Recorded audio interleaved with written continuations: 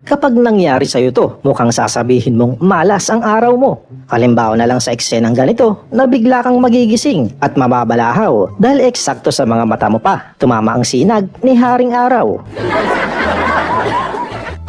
Masasabi mo ring hindi maswerte ang iyong araw kapag ikay nasa ATM at nagwi-withdraw. Ngunit paglabas ng pera sa machine, ito'y naipit at nung iyong hilahin, pera ay napunit.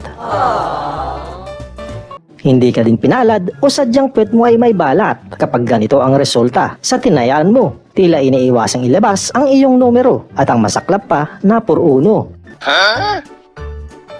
Masaklap na nasayang pa kapag yung bagong bili mo lang at super excited kang buksan pero sa di inaasahan, nagupit mo ang kawad.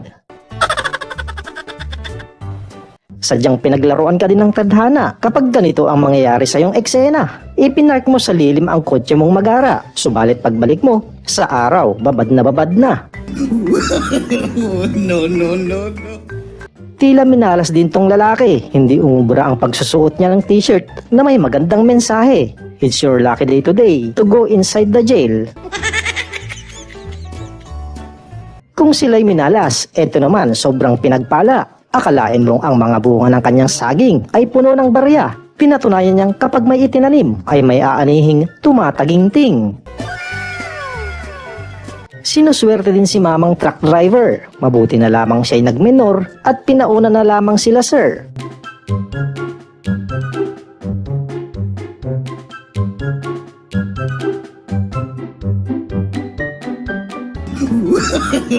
No.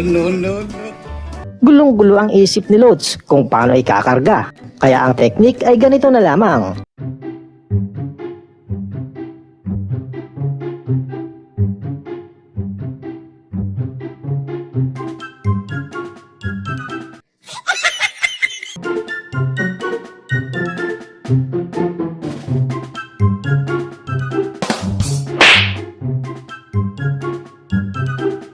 Ganito naman daw ang tamang pagbukas ng dilata, hindi yung pahihirapan pa, samantalang napakadali lang pala. Iba ka talaga. Walastik ding tong isda na ngayon ko lang nakita. Matalino kong mag-isip nung mararamdaman niyang siya'y isisinigang, akala mong bumalik siya sa pinanggalingan. Dahil marunong si Bunso sa alpabet magbasa, kaya tinasting kuya ang kanyang galing sa letra.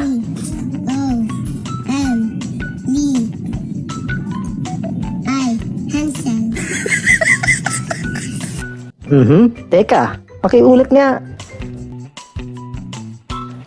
Oops, mga kuis, kunting korap naman dyan at huwag kung saan saan ang tinititigan.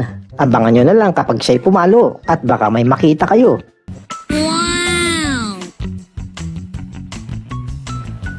Dito, hindi ka rin mapapakurap. Sa sobra kasing galing, akalain mong tunay talaga ang dinodrawing. Bawat detalye, masyadong malinis at binigyang diin. Tignan nyo mamaya kapag natapos ang gawa, panigurado, ikay mapapahanga.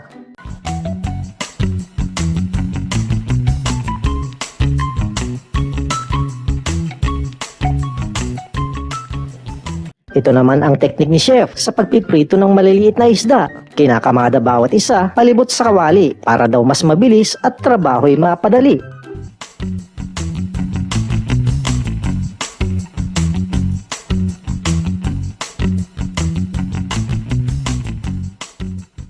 Kagaya din niya na pinagbabawal na teknik ang paraan para makarami ng gawa upang mas mapalaki ang kita.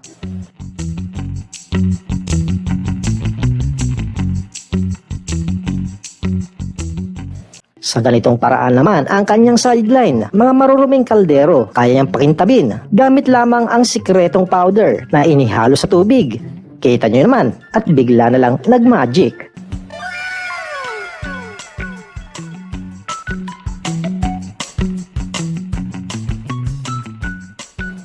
Sa Pilipinas ka lang makakita ng ganitong tricycle na maangas. Yun bang parang Lamborghini ang pinto, pataas ang bukas?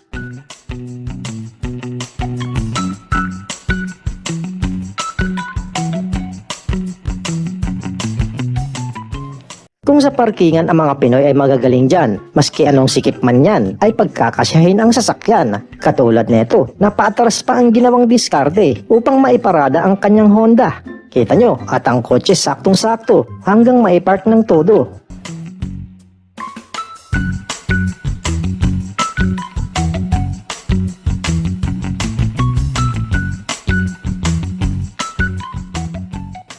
Minsan talaga nakakainis, yung tapos ka na sa ginagawa, ngunit meron pa ding pasaway talaga, kaya hindi mo na mapigilan ang sarili at tuluyan na lang maimbiyerna.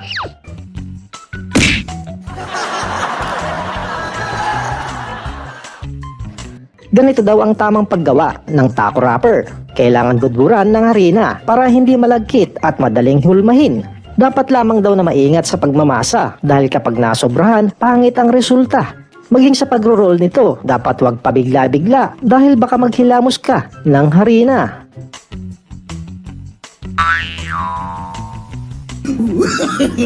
No, no, no, no.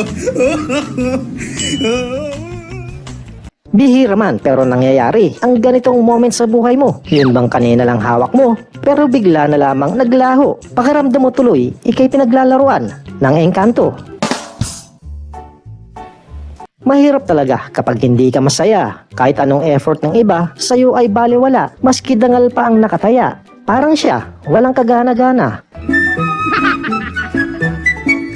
Pero kung ikaw naman ay inspired, talaga namang sobra-sobra ang iyong energy at naglalagablab. Kagaya ni Ating, nabigay todo sa kanyang tinikling. Maski tapos na ang performance, kita mo naman, at parang gusto pa niyang magpasiklab.